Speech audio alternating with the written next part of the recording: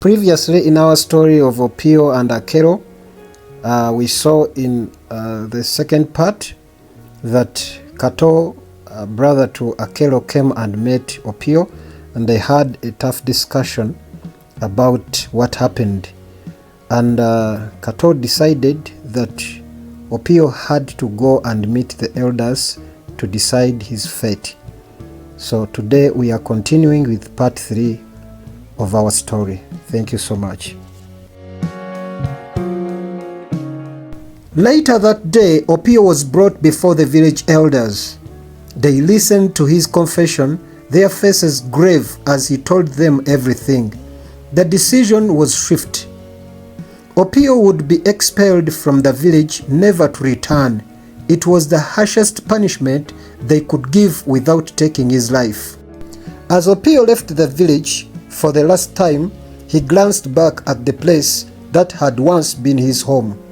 The villagers watched him in silence, their eyes cold and distant. He knew that he would never see them again, never be part of their lives.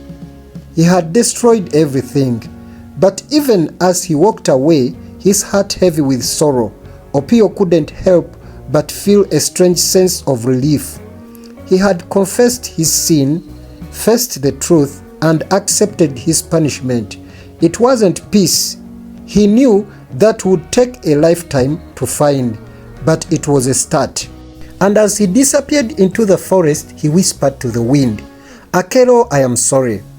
Opio's journey away from the village was long and tiresome. The path through the forest seemed endless, and the weight of his guilt pressed heavily on his shoulders. The lush greenery that once seemed comforting now felt like a trap, closing in on him as he walked. He walked for days, subsisting on whatever he could find, wild fruits and the occasional fish he managed to catch from the stream. The forest was both a sanctuary and a prison. It shielded him from the prying eyes of the villagers, but it also magnified his solitude, making him confront his own remorse. One evening, as the sun dipped below the horizon and the forest was bathed in the twilight, Opio stumbled upon a small secluded clearing. It was peaceful here, with a clear view of the sky and the soft sound of the nearby stream. He decided to make this his temporal home, settling up a small campfire to keep him away from the chill of the night. As he sat by the fire, staring into the dancing flames, he found himself lost in thought. The nights were the hardest, filled with silence and the echoes of his own guilt. The forest seemed to mock him with its tranquility, a stark contrast to the storm raging within him. One night, as he was trying to fall asleep, he was startled awake by a rustling sound outside his small shelter. His heart raced, and he gripped a stick he kept by his side for protection. The rustling grew louder, and then out of the shadows stepped a figure. It was an old woman, her face lined with age and wisdom. "Who is there?" Opio called out, his voice trembling. The old woman raised a hand in a calm signature. "Do not be afraid, young man. I mean you no harm." Opio lowered the stick, though still watching her. "Who are you?"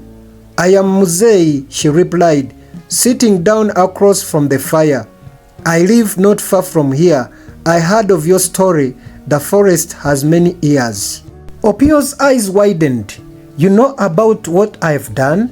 Muzei nodded. "The forest speaks, and many hear its whispers. I know you are burdened with guilt, and that is why I have come."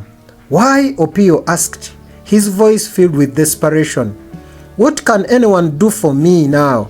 I have been cast out, my wife is gone, and I have nothing but my sins." Opio looked at her, hope and skepticism battling within him. "How can I find redemption? I have done something unforgivable." "Redemption is not about erasing what you have done," Muzei said softly. "It is about facing the truth, making amends, and finding a way to live with what you have done. You must confront your past and seek for forgiveness. not just from those you have wronged, but from yourself. Muzei's words struck a chord in Opiyo. He had been running from his past, hiding from his guilt. He realized that no matter where he went, he would always carry the burden of his actions unless he faced them head-on.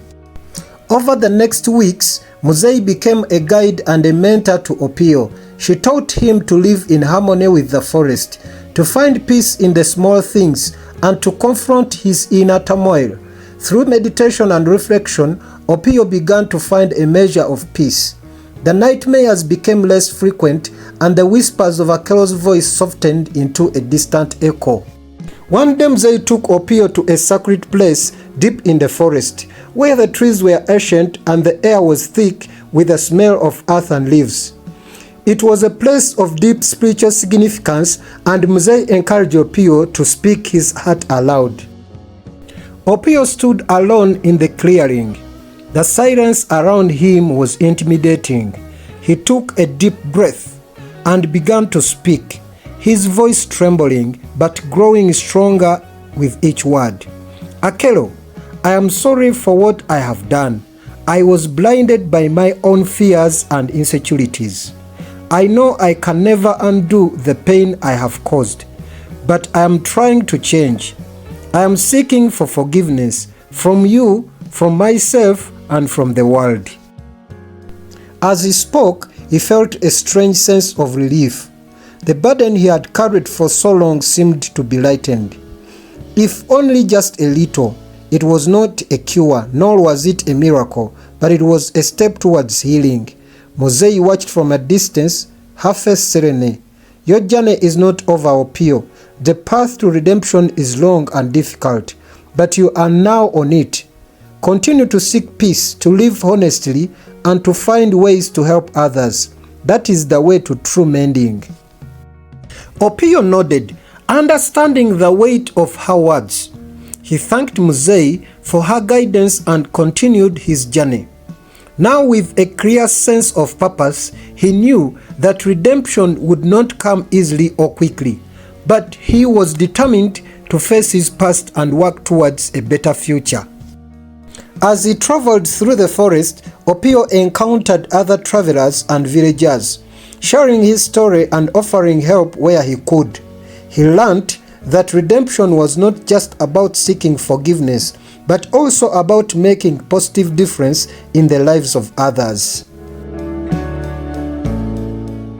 Years later, Opiyo found himself at peace with his past, having come to terms with his actions and found a new purpose. He had not forgotten Akelo, but he had learned to live with the memory and honor her in his own way.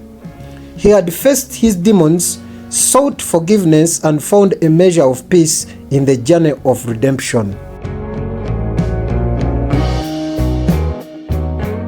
Thank you so much for watching my story, and that has marked the end of our story of Opiyo and Akelo. But this is what I have learned. Guilt is always hungry, don't let it consume you. Guilt is a response to anger. It is a response to one's actions or lack of action. With integrity, you have nothing to fear, since you have nothing to hide. With integrity, you will do the right thing, so you will have no guilt. Once again, I thank you so much for watching my videos. And so, I request you, if you are new on this channel, please subscribe, like, comment, and share. I love you all, and let us meet in my next story. Bye-bye.